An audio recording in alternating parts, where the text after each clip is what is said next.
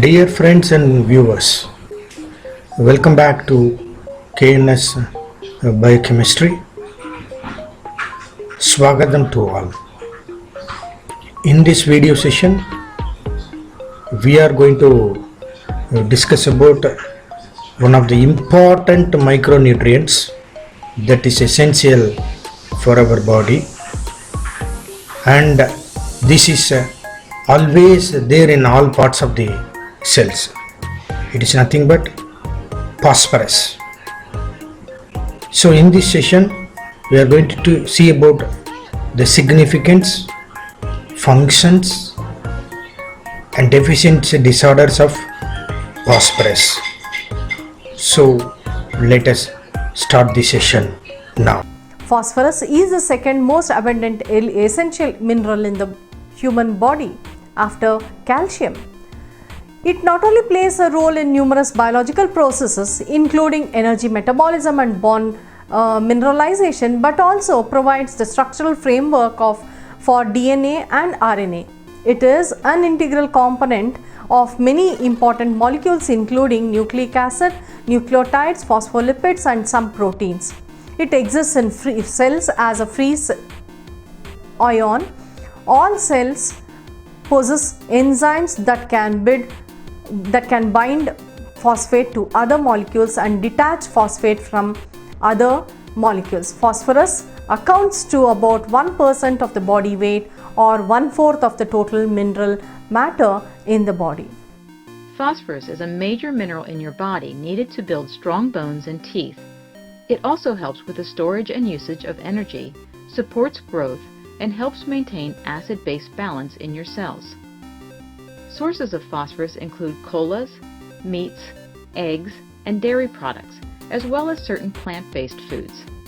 This wide variety of sources makes phosphorus deficiency rare, but if it does develop, symptoms may include a lowered appetite, irritability, numbness, weakness, bone pain, fragile bones, and poor bone and tooth development.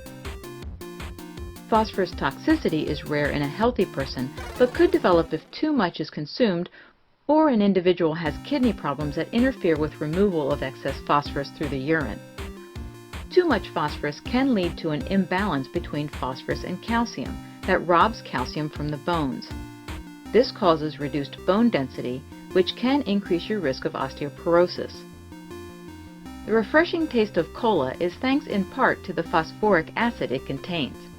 Like most things in nutrition, moderate intake of a dietary substance is handled without problems by your body, but some experts worry that drinking too much cola can raise your consumption of phosphorus to harmful levels.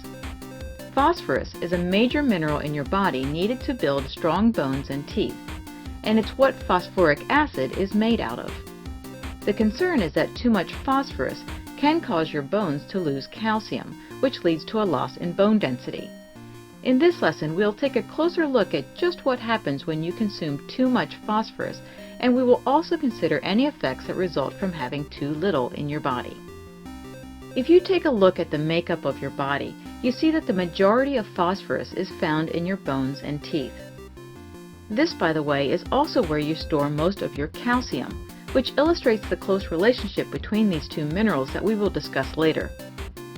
Although phosphorus is concentrated in your bones, it can be found in cells throughout your body, where it carries out a number of important functions.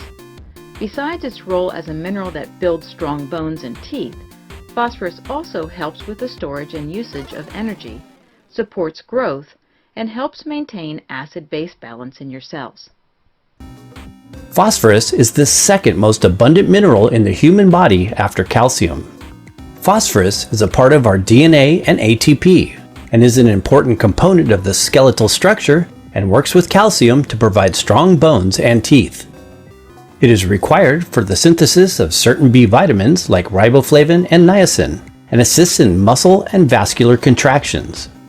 Adequate amounts of phosphorus are essential for energy metabolism as well as for the overall growth and repair of bodily tissues. Phosphorus supports protein synthesis, cell signaling, kidney functions, and nerve transmission. Too much phosphorus in the diet can throw off calcium levels.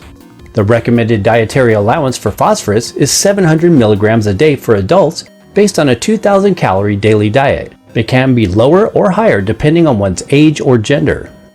Food sources include dairy products, meat, poultry, seafood, legumes, spirulina, Brazil nuts, hemp seeds, and whole grains.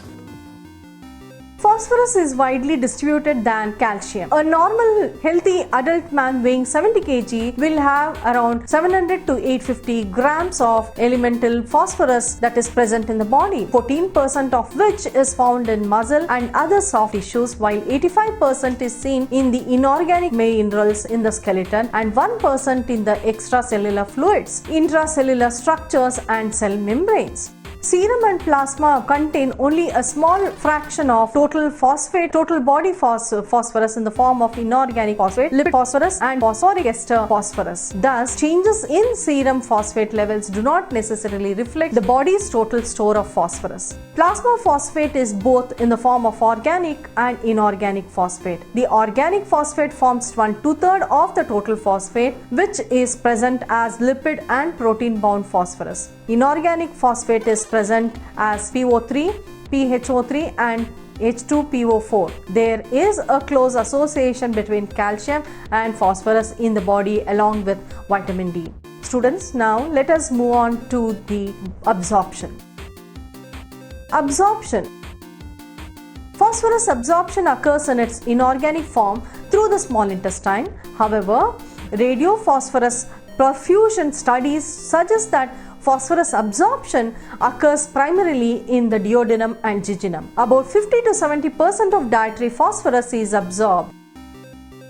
Phosphorus from animal sources is absorbed in higher concentration than plant phosphorus. A normal diet provides approximately 20 milligrams per kg body weight per day of phosphorus, of which 16 milligrams per kg per day is absorbed in small intestine by both paracellular and intracellular processes. Phosphorus absorption occurs by two processes, one by saturable carrier mediated active transport system dependent on sodium and enhanced by calcitricol, secondly by a concentration dependent facilitative diffusion process. The intracellular phosphorus is mediated via sodium phosphate co-transport present on villi of the small intestine. The paracellular pathway is a concentration gradient dependent passive transport system. Increase in dietary phosphorus leads to an increase in phosphate absorption. 3 mg per kg per day of phosphorus is excreted into the intestine via pancreatic and intestinal secretions, giving a net phosphorus absorption of around 13 mg per kg per day. Once absorbed, phosphate or phosphorus enters the extracellular fluid and circulation, where it is taken up by bones, teeth and other soft tissues via the action of sodium phosphate co-transporters. The rate of reabsorption and mineralization is important in determining the serum phosphorus concentration. Approximately 3 mg per kg per day of phosphorus is exchanged between mineralized bones and the extracellular fluid. Phosphate is filtered freely across the glomerulus, about 13 mg per kg per day in a normal adult. 60 to 70% of filtered phosphate is reabsorbed in the proximal tubule. This transportation is mediated via sodium gradient dependent process and sodium phosphate co-transporters on the luminal brush border membrane of the proximal tubules. 7 mg per kg per day of phosphorus is excreted through the feces. Alterations in the expression of co-transporters on the luminal brush border membrane and microvilli of the small intestine determine the rate of phosphate reabsorption. In children, absorption is higher compared to adults and remain in the same till puberty. Now students, we will learn about the factors influencing the absorption of phosphorus. Several factors influence the absorption of phosphorus, either enhances or inhibits. Vitamin D stimulates the absorption of phosphorus as calcitrol, which stimulates the absorption both in the duodenum and jejunum. Substances that inhibits absorption of phosphorus are the phytates present in most of the plant food sources like legumes and grains. Several minerals like magnesium, aluminum and calcium impairs phosphorus absorption. Deficiency of magnesium enhances absorption. The two minerals forms a complex Mg3PO42 within the gastrointestinal tract and makes phosphorus unavailable for absorption. Parathyroid hormone and a diet high in phosphate result in the endocytosis of these transporters, thus leading to decreased absorption of phosphaturia. For parathyroid hormone binds to specific receptors in the basolateral membrane, resulting in the activation of a protein kinase, a pathway that leads to phosphorylation of sodium hydrogen exchange regulator factor 1, which plays a role in transcriptional regulation of sodium NAPI2A. The dissociation of NHERF1 results in endocytosis of NAPI2A and decreased reabsorption of phosphate. On the other hand, parathyroid hormone deficiency and a diet low in phosphate lead to the insertion of transporters in the membrane, resulting in increased phosphate reabsorption. Primary or secondary parathyroidism can lead to hypophosphopathemia. Vitamin D deficiency can also cause decreased gastrointestinal absorption. Now we have realized how important this compound is. Next, let us learn about the food sources of phosphorus. Phosphorus is present in nearly all foods. Milk and milk products, fish, egg, meat and poultry are excellent source of phosphorus. Milk and its products contain about 200 to 350 milligrams of phosphorus. Cereals, legumes, grains and nuts are rich sources but in lesser concentration compared to animal products. Phosphorus in the form of phytates is also found in beans, nuts and legumes. However, the bioavailability of phosphorus from phytates is limited. Coffee, tea and soft drinks also provide small amount of phosphorus. As for sources of phosphorus, it's not a hard mineral to get into your body. This is not only due to the fact that it's present in certain soft drinks like colas. We see that phosphorus is fairly abundant in protein-rich foods such as meats, eggs, and dairy products, and also found in plant-based foods such as beans, grains, and nuts. In fact, phosphorus is obtained from so many different sources that taking in too little and reaching phosphorus deficiency is rare. However, some conditions such as starvation, alcoholism, or disorders of the digestive tract that interfere with nutrient absorption could cause phosphorus levels to drop to a point of deficiency.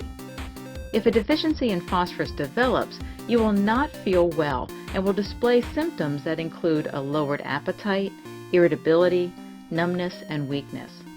And because we know the importance of phosphorus in bone health, you can expect symptoms that are associated with the bones, such as bone pain, fragile bones, and poor bone and tooth development.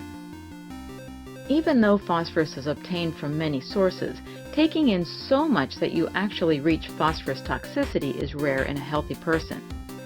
However, those with kidney problems could reach harmful levels because the kidneys are responsible for removing excess phosphorus through the urine.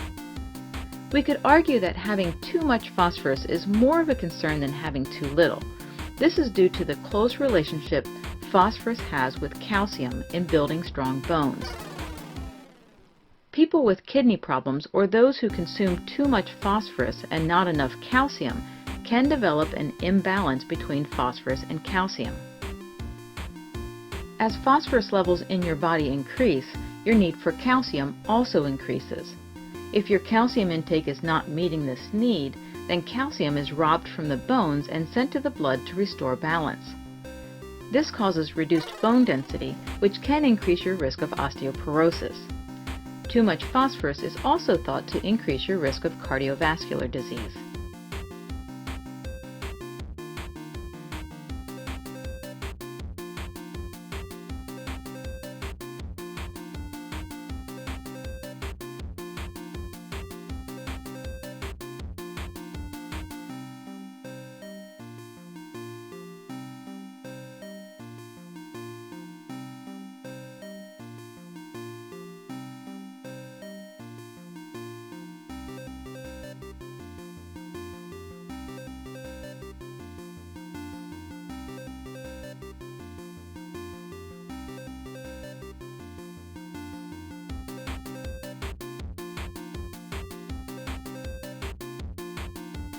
Phosphorus is quickly absorbed from the intestine and into the blood.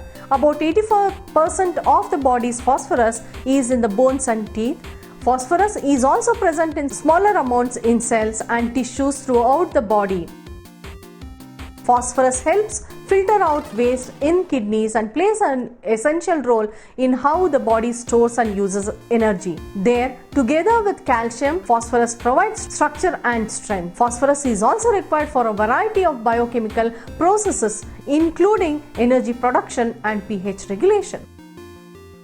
Phosphorus is an important constituent of human bones. It is a vital part of the growth process as well as the maintenance of bones and teeth. Along with calcium, it helps to create strong bones. It also helps in boosting the health of your gums and tooth enamel. This mineral lays a foundation of a strong skeletal structure to ensure health and functional living. Phosphorus plays an important role in facilitating effective digestion in the human body. It does this by stimulating the digestion of riboflavin and niacin in an efficient way. Beyond the uptake of other minerals and vitamins, phosphorus directly clears up indigestion, constipation, diarrhea, and generally tones up the digestive system for regular healthy bowel movement. This increases the health of the digestive system as well as that of the kidneys, since the toxins are being eliminated from the body rather than recycling through the kidneys and stressing that system.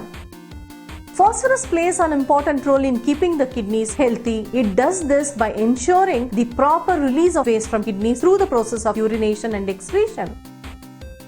Phosphorus encourages the healthy balance of all fluids and minerals that are eliminated from the body, thereby helping the entire body remain healthy and toxin-free.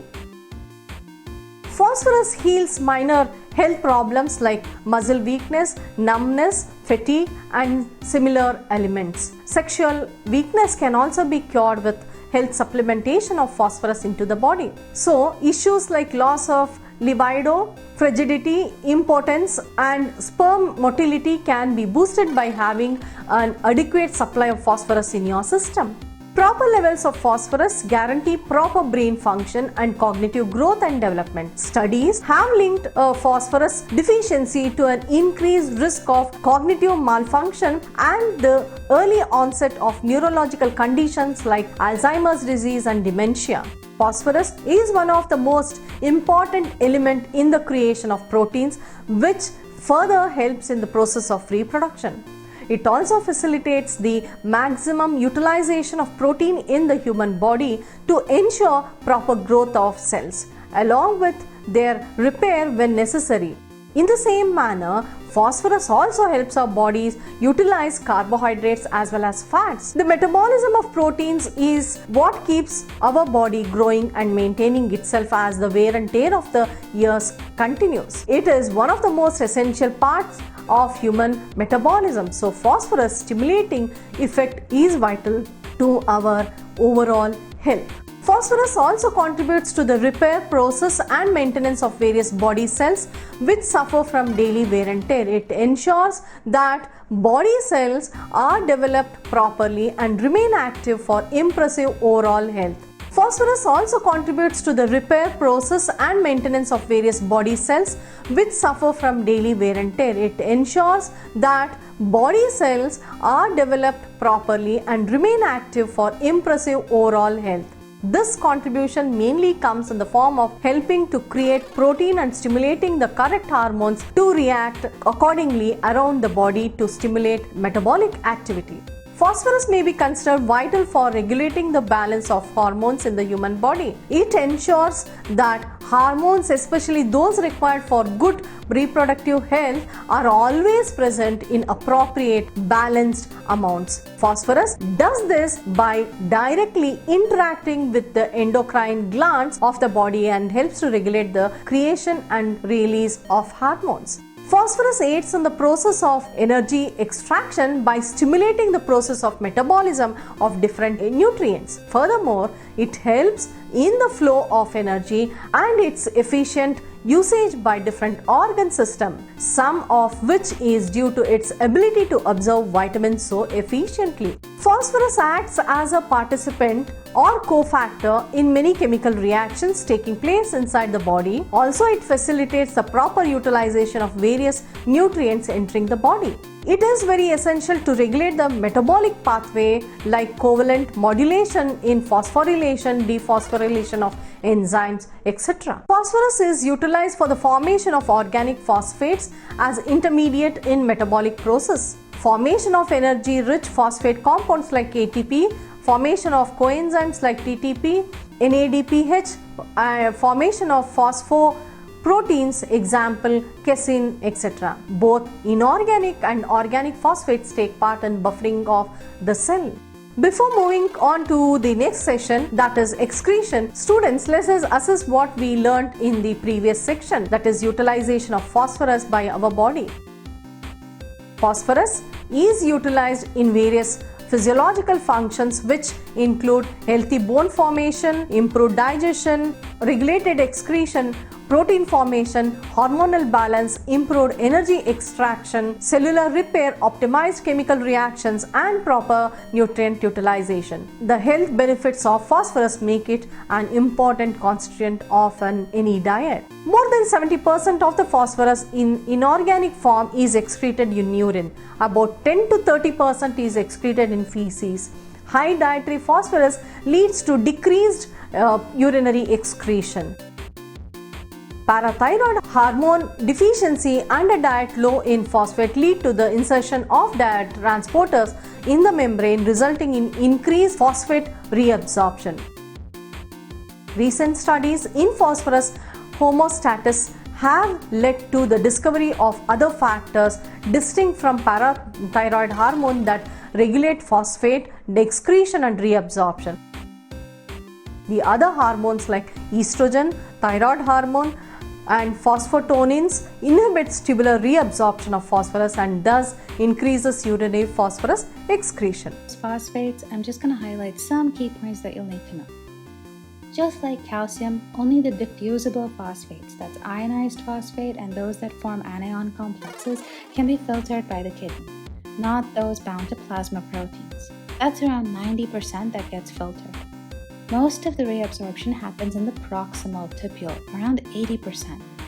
10% is in the distal tubule and 10% gets excreted. The reabsorption is by sodium inorganic phosphate cotransporters on the apical membrane.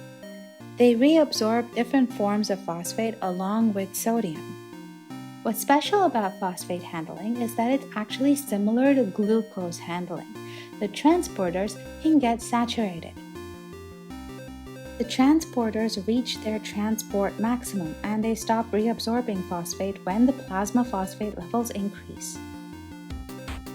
But unlike glucose, which has to actually reach a much higher level above normal before those transporters reach their maximum, a small increase in phosphate above normal is enough for these transporters to reach their maximum and for phosphate to overflow and spill into the urine.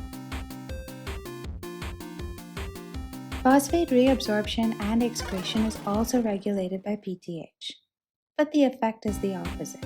PTH removes these sodium phosphate cotransporters, so phosphate reabsorption reduces, meaning PTH increases phosphate excretion. It does this again by using cyclic AMP as a second messenger.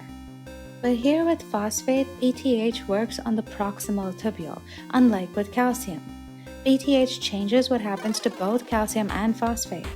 For phosphate, PTH acts on the proximal tubule and the distal tubule, reducing phosphate reabsorption and increasing its excretion. While for calcium, PTH acts on the loop of Henle and the distal tubule, increasing calcium reabsorption and reducing its excretion. It does not work on the proximal tubule for calcium. Vitamin D, on the other hand, upregulates these transporters, increasing phosphate reabsorption and thus reducing its excretion. For calcium, both PTH and vitamin D increase calcium reabsorption and so reduce its excretion. They differ in their effects on phosphate. Vitamin D increases phosphate reabsorption, reducing its excretion, and PTH reduces phosphate reabsorption and increases its excretion. It's easier just to remember the effects on reabsorption and work out how that'll affect excretion. Vitamin D increases both calcium and phosphate reabsorption. It likes both of them. PTH increases calcium reabsorption and reduces phosphate reabsorption. It loves calcium and hates phosphate. That's how I remember it. Functions of the phosphorus. Phosphorus forms and keeps strong bones and teeth. It helps maintain our energy levels. It forms our genetic material like DNA and RNA. It helps form the membranes of our cells. Phosphorus keeps the healthy function of our brain and nervous system, that is both CNS and PNS. Phosphorus helps to maintain normal acid-base balance.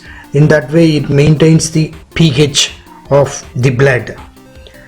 Phosphorus also helps oxygen delivery in the body. Phosphorus deficiency is very rare. However, it is seen in patients of high doses of antacids containing calcium, magnesium, aluminium, etc. and in malnourished patients who are on intravenous feeding. The deficiency syndrome of phosphorus is referred to as refeeding syndrome.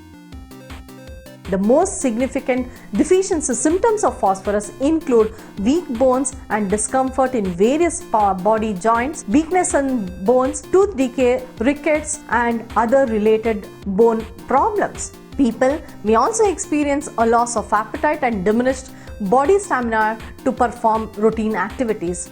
Along with all of these few symptoms, a deficiency of phosphorus may also invite numbness, anxiety, traumas, weight loss and stunted growth. Deficiency of phosphorus is manifested by low serum phosphorus concentrations, which may lead to anorexia, leukocyte dysfunction, reduced cardiac output, decreased diaphragmatic contractility, arrhythmia, skeletal muscle and cardiac myopathy, neurological problems as well as death. Genetic disorders also are seen in severe phosphorus deficiency. Toxicity. High level of phosphates in the blood is called hyperphosphorestemia. Some of these conditions symptoms overlap with those of low phosphorus. These symptoms include joint pain, and muscle weakness. People with high phosphorus levels can also experience itching and red in the eye. Symptoms of more severe cases of high phosphorus may include severe constipation, nausea, vomiting, and also sometimes diarrhea. So, thank you very much for your patient listening. And once again, if I get another opportunity, I will meet you all with another topic in another video session. So, thank you all.